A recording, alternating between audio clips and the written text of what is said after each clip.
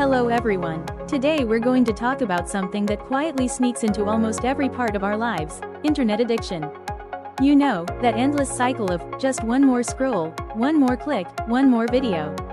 At some point, you may even find yourself wondering, wait, am I addicted? Let's take a closer look together. Curious about your own internet use? Try this quick self-check. I'll ask you 8 simple questions. Answer them with yes or no.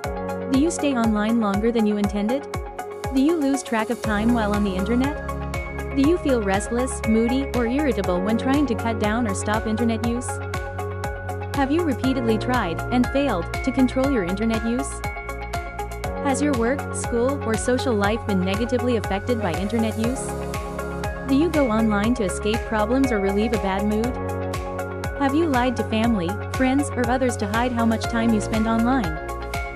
Have you lost sleep because of late-night internet use? If you answered yes to 5 or more, it may be a sign of problematic or even addictive internet use. In the 20th century, technology dramatically transformed human life.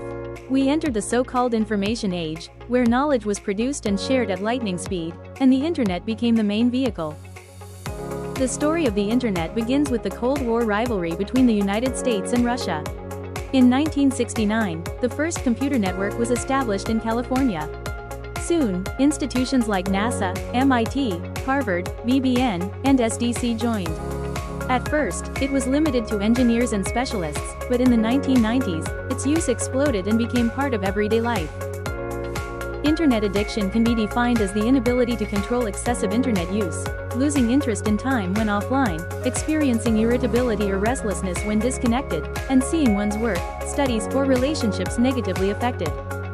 In fact, internet addiction can even act as a gateway to other addictions like gambling, shopping, or excessive chatting. Here's a fun fact. In 1995, psychiatrist Ivan Goldberg jokingly suggested the term, internet addiction disorder, as a parody of the DSM. To his surprise, people took it very seriously, maybe too seriously. But not long after, researchers began treating it as a genuine issue. In 1996, Kimberly Young proposed the first diagnostic criteria, suggesting that the more interactive the internet was, the more addictive it became. Later, Beard and Wolf refined these criteria, while Shapira and colleagues described it as an impulse control disorder.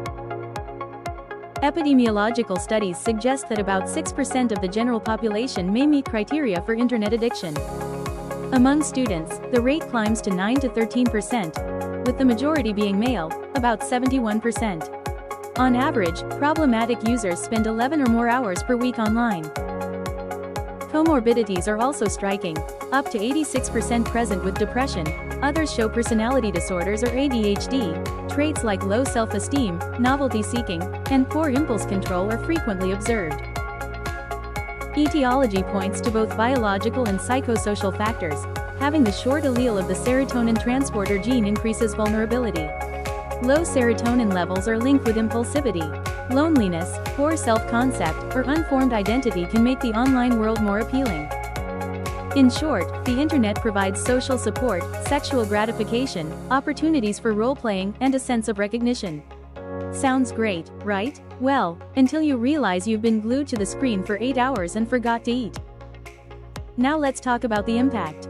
Excessive use is not just a quirky habit, it has real consequences. Social isolation, being connected online while disconnected in real life. Academic failure, promising to study after just one more video, that turns into an all-nighter. Sleep disturbance, binge watching until 3 a.m. is fun, until your alarm rings at 7.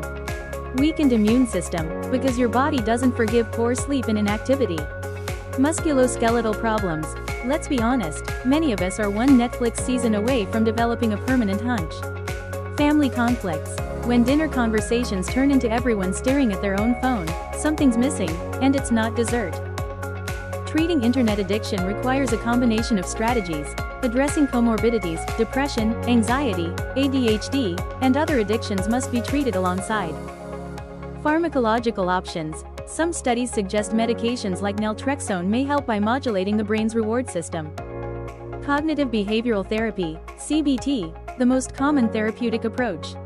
It targets both the cognitive and behavioral aspects of addiction through techniques like restructuring internet use schedules, using external stoppers, setting clear goals for screen time, avoiding specific problematic applications, replacing online time with alternative activities such as exercise, hobbies, or face-to-face socializing. Family and social support, crucial for sustainable change. Support groups provide shared experiences and reduce feelings of isolation. Family psychoeducation helps loved ones understand that addiction is not laziness or defiance, but a real psychological struggle. Family activities re-establish connection outside the digital world. Internet addiction is a modern challenge born from rapid technological evolution and deep psychological needs. It reflects not just our love of technology but also our vulnerabilities as human beings. Recognizing it, treating it, and, perhaps most importantly, finding balance in how we use the internet may be the key to healthier digital lives. You can check out my channel if you want to see more content like this.